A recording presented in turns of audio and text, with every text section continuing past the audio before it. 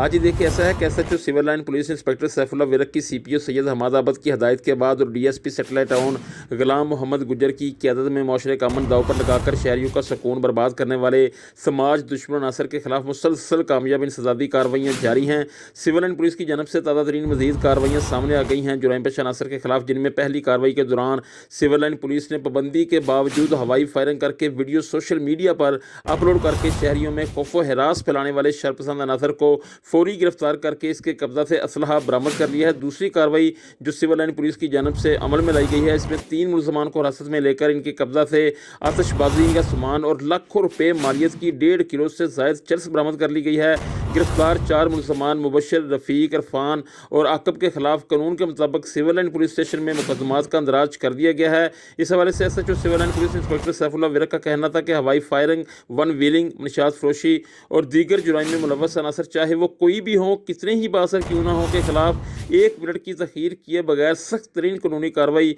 अमल में लाई जाएगी। हर गुजरते हुए दिन के साथ बेहतर से बेहतरीन कारकर्दगी का मुजाहरा करने पर जहां इलाका थाना सिविल लाइन के अवामी समाजी हरकों ने SHO civil line police inspector Saifullah Virk को भरपूर खराज तहसीन पेश किया है, वहीं पर सीपीओ सैयद हमाद आबद ने बेहतरीन कारकर्दगी का मुजाहरा करने पर सिविल लाइन पुलिस को भरपूर शाबाश दी है।